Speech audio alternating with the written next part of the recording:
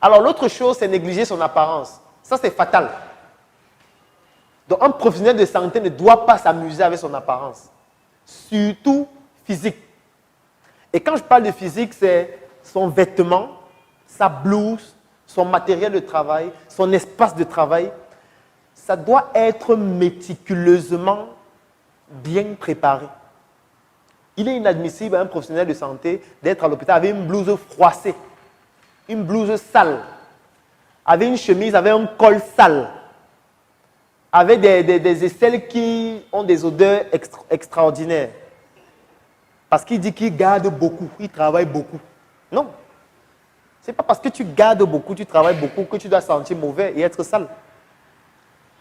Parce que ça participe aussi à la communication que tu as avec le patient. Tu ne peux pas consulter un patient et chaque fois que tu parles, il faut qu'il tourne la tête parce que tu as une mauvaise haleine. Et c'est toi le professionnel de santé. Non. Ton apparence doit être soignée. En fait, tu dois refléter la santé quand on te voit. Moi, j'avais un maître qui était contre les professionnels de santé qui étaient obèses. Bon, peut-être c'est un peu radical. Peut-être. Peut-être qu'il est un peu radical. Mais il faut toujours vous poser la question que ceux qui sont radicaux en général, il y a parfois un fond. Hein? Ne regardons pas seulement la radicalité, que oh, il est trop cruel. Non. Regardons pourquoi il dit ça.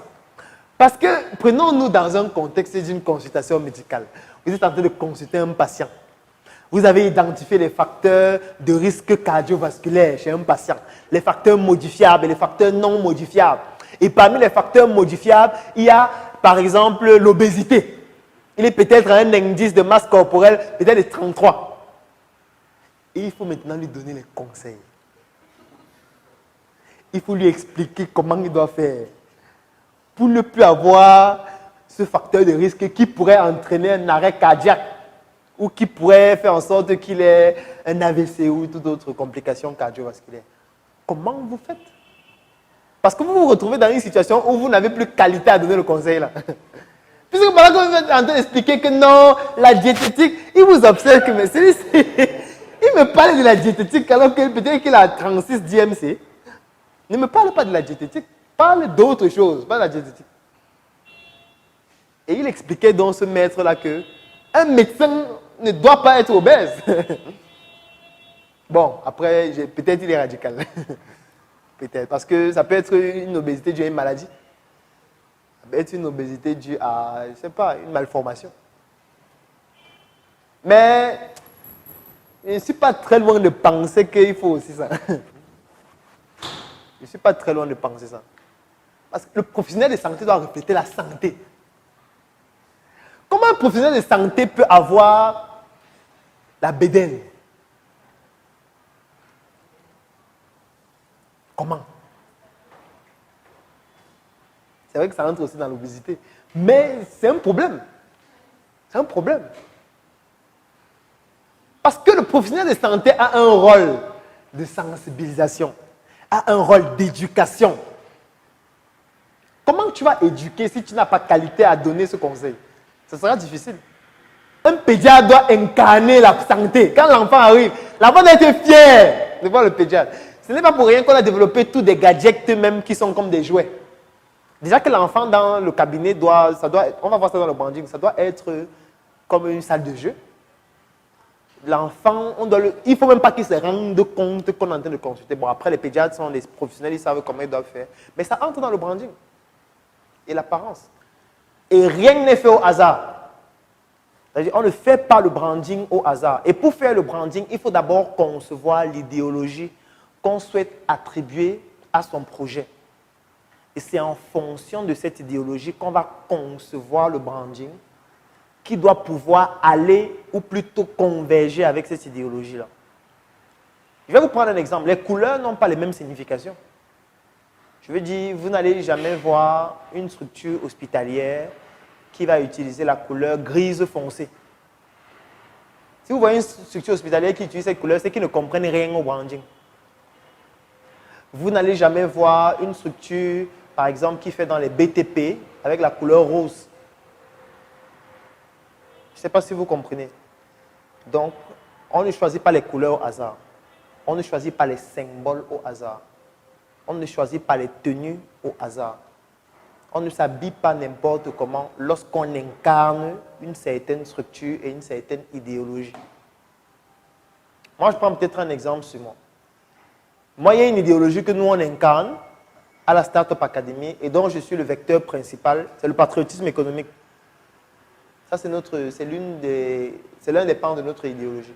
Alors, le patriotisme économique veut que nous puissions contribuer au développement économique de notre pays.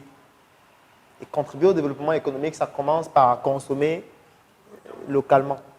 C'est pour ça que je ne porte jamais des produits importés depuis plus de 3 ans. C'est une contrainte. Hein? C'est une grosse contrainte. Ça veut dire toujours avoir des vêtements cousus localement, des chaussures fabriquées localement, des parfums fabriqués localement, se oindre avec une huile qu'on a fabriquée localement, le savon, etc. C'est difficile. La dernière fois que je suis entré dans un shopping, ça fait 2 ans. La dernière fois que j'ai acheté un vêtement au marché, ça fait plus de 2 ans. Je n'achète pas les vêtements. Parce que je ne peux pas parler de ça en ayant des produits importés sur moi. C'est impossible. Ça n'aurait aucun sens. Et c'est une contrainte parce qu'un ensemble coûte combien? Un ensemble coûte au moins 30 000 s'il faut le confectionner. Une chaussure fabriquée localement, c'est dans les 35 40 000 en fonction du modèle. Parfois, on peut aller à 70 000. C'est compliqué. C'est coûteux. Mais ça partit, c'est obligé. Parce que du moment où tu as décidé d'adopter une idéologie, tu dois être en phase avec cette idéologie, même pas ta manière de te comporter. Donc, il ne faut pas vous engager sans comprendre quelles seront les exigences. C'est pour ça que quand je disais tout à l'heure, l'apparence compte. Lorsque vous créez une structure hospitalière, ce n'est pas seulement l'apparence à l'hôpital. C'est l'apparence de façon globale, en fait. Ça veut dire que même votre photo de profil sur Facebook doit changer. Ça participe aussi au branding. Parce qu'il faudrait qu'on dise que, oui, tel est le responsable ou la responsable de telle structure. Mais il faudrait que quand on ouvre ta page Facebook, ton profil, que ça nous inspire ce que tu incarnes. Tu ne peux pas incarner une structure pareille. On vient sur ta page Facebook, on voit une photo que tu as pris ton téléphone dans la chambre qui est floue. Ça n'a pas de sens en fait. Ça veut dire que c'est discordant. On dirait en psychologie que c'est une dissonance cognitive. Ça ne correspond pas à l'idéologie que tu incarnes. Donc, quand on s'engage dans une idéologie, c'est compliqué. Il n'y a plus de marche arrière. C'est qu'on va dire que vous êtes un charlatan. Ou que vous prenez des choses que vous n'incarnez pas. Donc, si vous n'êtes pas capable d'incarner ces choses, laissez ceux qui peuvent incarner le faire. Peut-être vous restez au laboratoire, faites les examens au labo, on ne va pas vous connaître. Après, vous pouvez sortir, faire ce que vous voulez, danser, embêter, dormir la nuit, n'importe où. Il n'y a pas de problème. Mais du moment où c'est vous qui incarnez, vous avez des contraintes.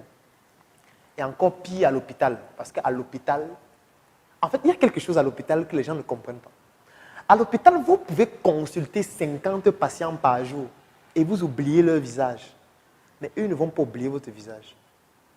Et ça, les gens ne comprennent pas suffisamment ça. Ça veut dire quoi? Ça veut dire que tu peux être dans un hôpital pendant 20 ans. Tu consultes 10 patients par jour. En 10 jours, ça fait 100 patients. En 100 jours, ça fait 1000 patients. En 200 jours, ça fait 2000 patients. Donc, ça veut dire qu'en une année, tu as consulté plus de 3000 patients. En 10 ans, ça fait 30 000 patients. Ça fait 30 000 personnes qui te connaissent physiquement, qui sont capables d'identifier physiquement en route. Mais toi, tu ne peux pas les identifier parce que tu les as oubliés. Ce qui fait que quand ils vont te voir dans une posture qui ne correspond pas au branding que tu dois incarner, ils vont l'identifier et ils vont le savoir. Et ça parle beaucoup.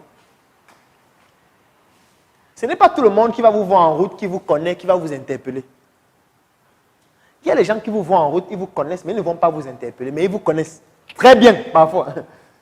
Et ils vont même vous suivre pour voir ce que vous faites, pour voir où vous allez, pour voir avec qui vous êtes, dans quel cadre vous êtes. Est-ce que ce cadre correspond aux valeurs que vous incarnez en général? En fait, c'est une prison dans laquelle vous entrez, vous fermez la porte et vous jetez les clés. C'est ça. Déjà, de façon globale, c'est ça l'entrepreneuriat.